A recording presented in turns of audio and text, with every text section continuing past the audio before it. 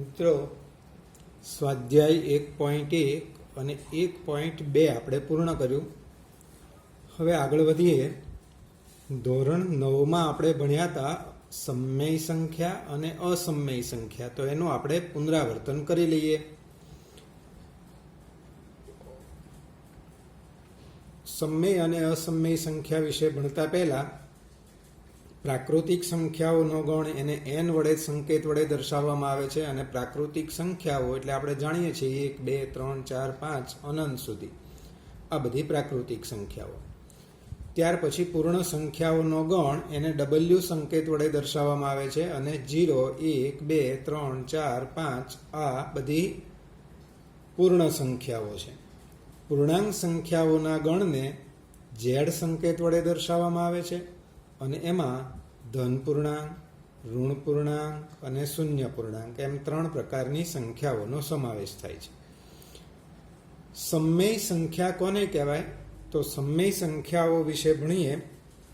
9માં ભણ્યા હતા. ફરી એકવાર રિવિઝન કરી લઈએ, પુનરાવર્તન કરી લઈએ કે જે સંખ્યાને p/q સ્વરૂપમાં દર્શાવી શકાય તે સંખ્યાને સમમેય સંખ્યા કહેવાય. p/q સ્વરૂપ એટલે અંશ અને છેદ સ્વરૂપમાં દર્શાવી શકાય તેને સમમેય સંખ્યા કહેવાય, જ્યાં p અને q પૂર્ણાંક છે તથા q એટલે કે છેદ શૂન્ય નથી. સમમેય સંખ્યાઓના ગણને આપણે ઉપર પ્રાકૃતિક સંખ્યા, પૂર્ણ સંખ્યા, પૂર્ણાંક સંખ્યાઓના ગણને યાદીની રીતે લખીએ, પણ અહીંયા યાદીની રીતે ના લખી શકાય, એને ગુણધર્મની રીતે લખીએ તો સમમેય સંખ્યાઓનો ગણ q બરાબર p/q પ્રકારની સંખ્યા, જ્યાં p અને q પૂર્ણાંક છે અને q ≠ 0 એટલે કે છેદ શૂન્ય નથી. સમમેય સંખ્યાઓમાં પ્રાકૃતિક સંખ્યાઓ, પૂર્ણ સંખ્યાઓ અને પૂર્ણાંક સંખ્યાઓનો સમાવેશ થાય છે. તમામ પ્રાકૃતિક સંખ્યાઓ એ પૂર્ણ સંખ્યાઓમાં આવી જાય છે, એટલે n એ w નો ઉપગણ છે. પ્રાકૃતિક સંખ્યાઓનો ગણ એ પૂર્ણ સંખ્યાઓના ગણનો ઉપગણ છે. એવી જ રીતે તમામ પૂર્ણ સંખ્યાઓ પૂર્ણાંક સંખ્યાઓમાં આવી જાય છે. 0 1 2 3 એ બધી પૂર્ણાંક સંખ્યાઓમાં આવી જ જાય છે. એનો અર્થ કે w એ z નો ઉપગણ છે. પૂર્ણ સંખ્યા ગણ એ પૂર્ણાંક સંખ્યાઓના ગણનો ઉપગણ છે. એવી જ રીતે તમામ પૂર્ણાંક સંખ્યાઓ એ સમમેય સંખ્યાઓમાં આવી જાય છે. માટે આપણે અહીંયા લખ્યું છે કે n એ w નો ઉપગણ છે, w એ z નો ઉપગણ છે, અને તમામ પૂર્ણાંક સંખ્યા સમમેય સંખ્યામાં આવી જાય એટલે z એ સમમેય સંખ્યા ગણ q નો ઉપગણ છે.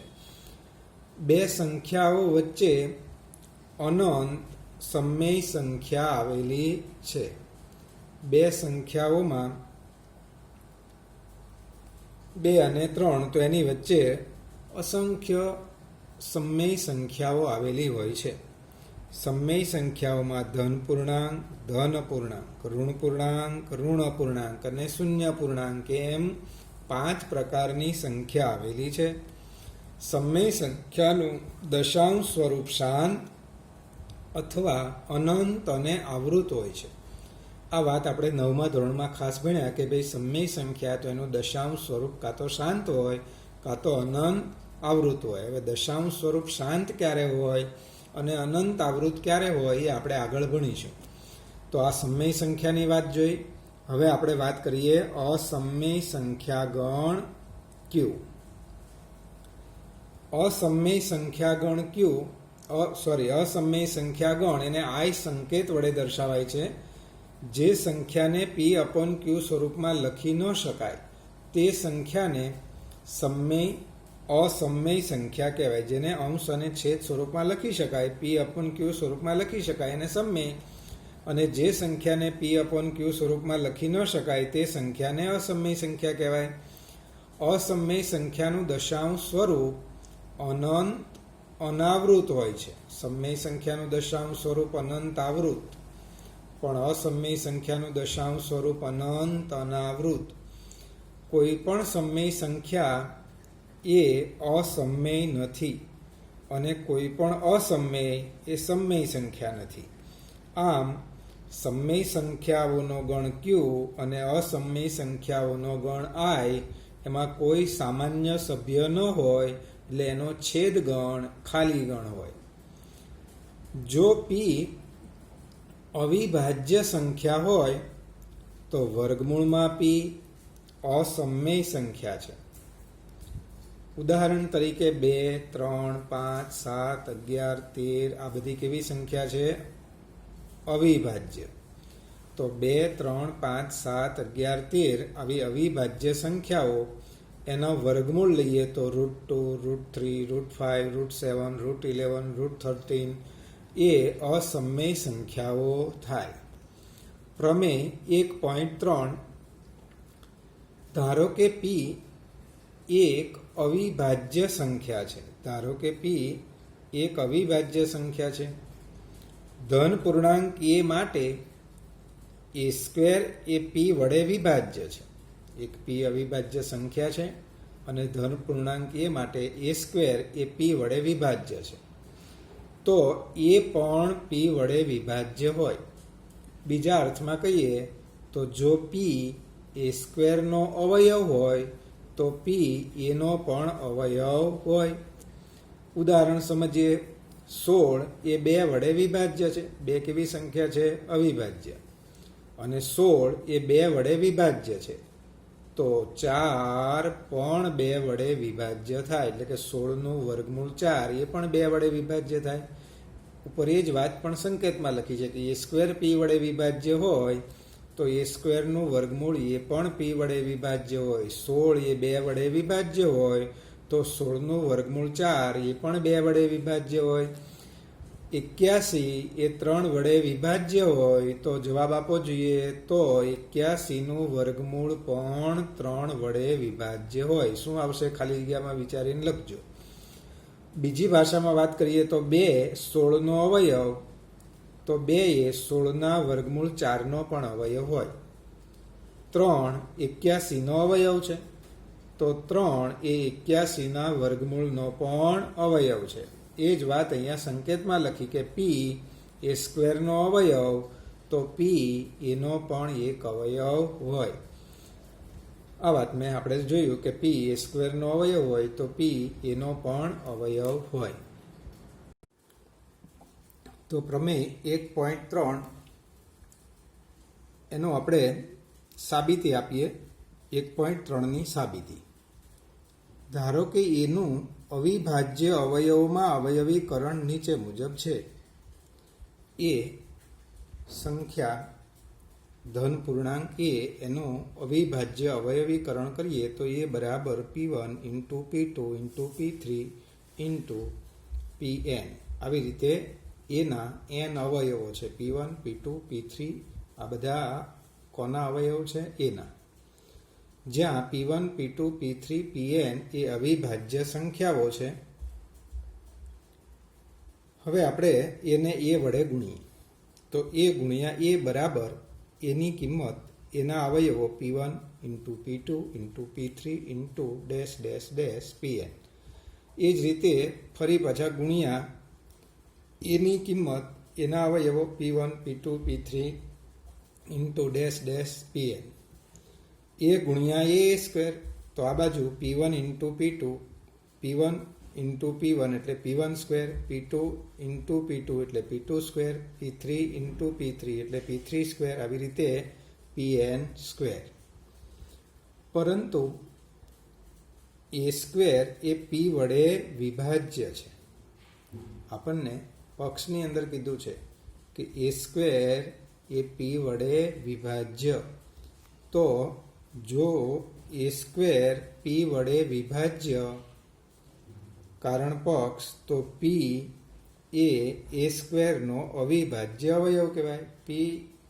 એ સ્ક્વેર P વડે વિભાજ્ય છે એનો અર્થ કે P એ સ્ક્વેરનો અવિભાજ્ય અવયવ હોય.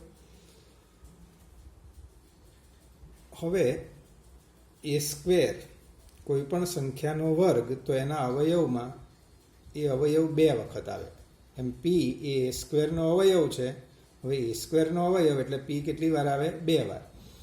માટે મૂળભૂત પ્રમેયના અનન્યતાના ભાગ પરથી કહી શકાય કે પી એ એનો પણ અવયવ હોય. પ્રમેય 1.4 સાબિત કરો કે √2 અસમમેય સંખ્યા છે. સાબિત કરવાનું છે આપણે કે √2 અસમમેય સંખ્યા છે. તો સાબિતી માટે આપણે એનાથી ઉલટી ધારણા કરવાની. ધારો કે √2 સમમેય છે.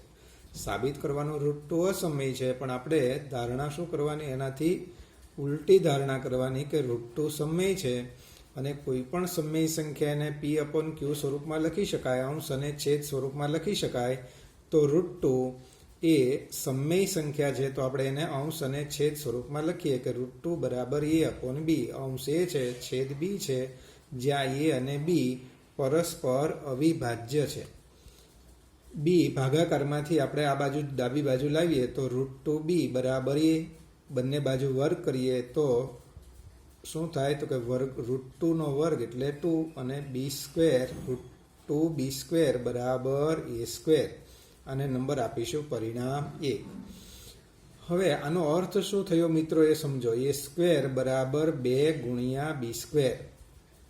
ઉદાહરણ આપીને સમજાવવું કે 15 બરાબર 3 ગુણ્યા 5. એનો અર્થ કે 3 એ 15 નો અવયવ છે. 15 બરાબર 3 ગુણ્યા 5, તો એનો અર્થ કે 3 15 નો અવયવ છે, અથવા તો 15 3 વડે વિભાજ્ય છે. એમ અહીંયા પણ 2b² બરાબર a². એનો અર્થ થયો કે a² એ 2 વડે વિભાજ્ય છે. અને a² 2 વડે વિભાજ્ય હોય તો એ પણ 2 વડે વિભાજ્ય. કારણ પ્રમેય 1.3 હમણાં જ આપણે ભણ્યા કે a² એ 2 વડે વિભાજ્ય, તો એ પણ 2 વડે વિભાજ્ય હોય. આને કહીશું પરિણામ a. હવે આનો અર્થ થયો 2 એ એનો અવયવ છે, તો એનો એક અવયવ 2, પણ બીજો અવયવ કયો? તો કે હશે કોઈ, આપણે જાણતા નથી એટલે લખ્યું c. તો a બરાબર 2 × c. જો મિત્રો આનો અર્થ થયો એ પણ 2 વડે વિભાજ્ય. એનો અર્થ કે 2 એ એનો અવયવ છે. એનો એક અવયવ 2, તો બીજો અવયવ કયો? જાણતા નથી એટલે લખ્યું c. બંને બાજુ વર્ગ કરીએ તો a² બરાબર 4c². અને a² બરાબર 4c². હવે a² ની જગ્યાએ આપણે પરિણામ 1માં કિંમત આવી હતી. a² બરાબર 2b². તો આપણે અહીંયા a² ની જગ્યાએ લખીશું 2b² બરાબર 4c². આ બે આ બાજુ હવે તો છેદમાં જાય, છેદ ઉડી જાય એટલે b² બરાબર 2c². આનો અર્થ શું થયો? તો કે b² એ 2 વડે વિભાજ્ય છે. અને b² 2 વડે વિભાજ્ય છે, તો b પણ 2 વડે વિભાજ્ય. પ્રમેય 1.3. ચલો પરિણામ a એમાં આપણે જોયું કે એ 2 વડે વિભાજ્ય. પરિણામ b એમાં આપણે જોયું b પણ 2 વડે વિભાજ્ય. તો પરિણામ a અને b પરથી a અને b નો સામાન્ય અવયવ 2 છે. 2 એનો પણ અવયવ છે, 2 એ b નો પણ અવયવ છે. તો a અને b નો સામાન્ય અવયવ 2 છે. પરંતુ આપણી ધારણા મુજબ a અને b તો અવિભાજ્ય સંખ્યા છે, અને અવિભાજ્ય સંખ્યાનો સામાન્ય અવયવ હંમેશા એક જ હોય, જ્યારે અહીંયા સામાન્ય અવયવ 2 છે. માટે આપણી ધારણા, આપણે જે ધારણા કરી હતી √2 સમમેય સંખ્યા છે, તે ખોટી છે. માટે √2 એ સમમેય સંખ્યા છે. 13મો મુદ્દો આપણે ભણીશું. સમમેય સંખ્યા અને અસમમેય સંખ્યાના સરવાળા કે બાદબાકી અસમમેય હોય છે. એક સમમેય સંખ્યા હોય અને એક બીજી અસમમેય હોય, તેના સરવાળા અને બાદબાકી અસમમેય હોય છે. ઉદાહરણ દ્વારા સમજીએ. 5 સમમેય સંખ્યા છે અને √2 અસમમેય છે. તો બંનેનો સરવાળો કરવામાં આવે. 5 વત્તા √2 એ કેવી સંખ્યા કહેવાય? અસમમેય. અને બંનેની બાદબાકી કરીએ. 5 અને √2 ની બાદબાકી 5 - √2 એ પણ અસમમેય સંખ્યા છે. એવી જ રીતે શૂન્યેતર સમમેય સંખ્યા અને અસમમેય સંખ્યાના ગુણાકાર અને ભાગાકાર પણ અસમમેય હોય છે. જેમ કે 9 સમમેય સંખ્યા છે, √3 અસમમેય છે. હવે આપણે બંનેનો ગુણાકાર કરીએ તો 9 ગુણ્યા √3 એટલે 9 √3 અસમમેય સંખ્યા કહેવાય. તથા બંનેનો ભાગાકાર કરીએ તો 9/√3, પણ 9ના અવયવ 3 તેરી 9, 3ના બીજા અવયવ વધારે પાડીએ તો √3 × √3. 1√3 ઉડી જાય, વધ્યું શું? 3√3. તો ભાગાકાર આવ્યો 3√3. કેવી સંખ્યા છે? અસમમેય. અને હવે આપણે સ્વાધ્યાય 1.3 ભણીએ. મિત્રો, અહીંયા થિયરી થોડી અટપટી લાગે છે, પણ દાખલાઓ એકદમ જ સહેલા છે. ધ્યાન આપીએ. સાબિત કરો કે √5 અસમમેય સંખ્યા છે. તો હમણાં આપણે પ્રમેય 1.4માં શું સાબિત કર્યું? √2 અસમમેય છે. એવી જ રીતે અહીંયા તમારે સાબિત કરવાનું છે √5 અસમમેય છે. તો પ્રમેય 1.4ની સમજૂતીનો વિડીયો જરા 2 વાર જોઈ લેવો અને એવી જ રીતે ગણવાનું છે. ખાલી √2ની જગ્યાએ √5 આવશે. દાખલા નંબર 2, સાબિત કરો કે 3 + 2√2 અસમમેય સંખ્યા છે. તો જ્યારે સાબિત કરવાનું હોય કે આ સંખ્યા અસમમેય, ત્યારે આપણે ધારણા એનાથી ઉલટી કરવાની છે. ધારો કે 3 + 2√5 સમમેય છે, અને સમમેય હોય એટલે એને અંશ અને છેદ સ્વરૂપમાં લખી શકાય. તો માટે 3 + 2√5 = a/b, જ્યાં a અને b પરસ્પર અવિભાજ્ય છે. માટે 2 × √5 બરાબર a/b - 3. આ 3 આ બાજુ એટલે માઇનસ. માટે 2 + √5 બરાબર લસા લઈએ તો 3b, a - 3b/b. 2 ને પણ આ બાજુ લાવીએ, છેદમાં જાય તો √5 બરાબર a - 3b/2b. હવે a અને a આ બાજુ જુઓ, a, b, 3 અને -3 અને 2 પૂર્ણાંક હોવાથી આ આખી સંખ્યા કેવી કહેવાય? સમમેય. અંશ પણ પૂર્ણાંક, છેદ પણ પૂર્ણાંક, તો કેવી સંખ્યા કહેવાય? સમમેય. તો જમણી બાજુ પર આ સમમેય સંખ્યા છે, તેથી એવું થાય કે √5 પણ સમમેય સંખ્યા થાય. પરંતુ √5 તો કેવી છે? અસમમેય. હમણાં જ આપણે અસમમેય સંખ્યાઓના ઉદાહરણ જોયા કે 2, 3, 5, 7 અવિભાજ્ય સંખ્યા, તો એનું વર્ગમૂળ અસમમેય હોય. તો 5 અવિભાજ્ય, તો એનું વર્ગમૂળ અસમમેય સંખ્યા છે. માટે આપણે જે ધારણા કરી હતી કે 3 + √5 સમમેય સંખ્યા છે, તે ખોટી છે. માટે 3 + 2√5 અસમમેય સંખ્યા છે. નીચે દર્શાવેલ સંખ્યાઓ અસમમેય છે તેમ સાબિત કરો. તો પહેલો દાખલો 1/√2 અસમમેય છે એવું સાબિત કરીએ. એના પરથી તમારે 7√5 અસમમેય છે, તમારે એવી રીતે સાબિત કરવાનું, પહેલો દાખલો જોઈને. અને ત્રીજો દાખલો હમણાં આપણે અહીંયા દાખલા નંબર 2 ગણ્યો એવી રીતે સાબિત કરવાનો છે. તો જોઈએ દાખલા નંબર 3નો પહેલો. સાબિત કરવાનું છે 1/√2 અસમમેય છે.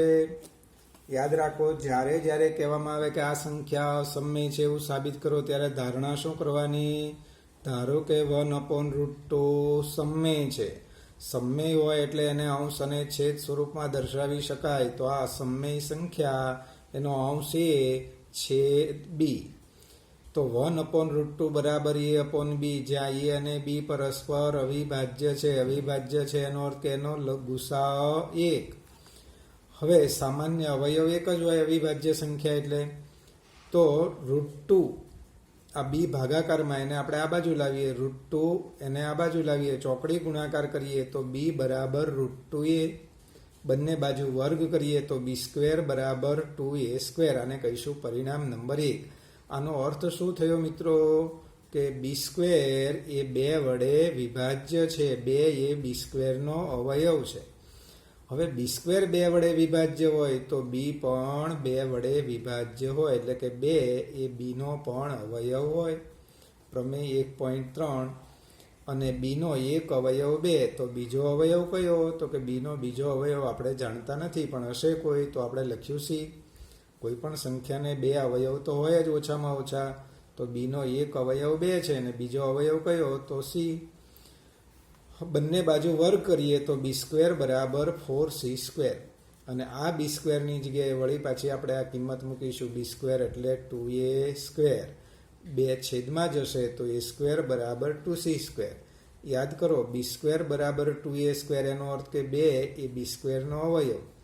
તો 2 એ બીનો પણ અવયવ. એમ અહીંયા પણ વિચારો, b² a² બરાબર 2c².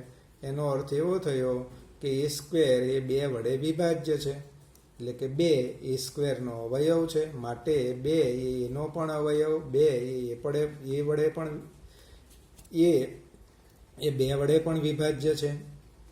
પરિણામ a અને b. પરિણામ a એમાં આવ્યું કે 2 એ બીનો અવયવ છે. પરિણામ બીમાં આવ્યું 2 એ એનો પણ અવયવ છે. તો a અને b પરથી a અને bનો સામાન્ય અવયવ 2 છે. પરંતુ આપણી ધારણા મુજબ a અને b તો અવિભાજ્ય પૂર્ણાંકો છે. એનો અર્થ કે સામાન્ય અવયવ એક જ હોય. માટે આપણી ધારણા જે હતી 1/√2 સમમેય સંખ્યા છે તે ખોટી છે. માટે 1/√2 અસમમેય સંખ્યા છે. તો દાખલા નંબર 2 એ આપણે આ ઉપર મુજબ ગણવાનો છે. અને ત્રીજો દાખલો હમણાં સમજાવ્યું એમ દાખલા નંબર 2 પ્રમાણે ગણવાનો છે.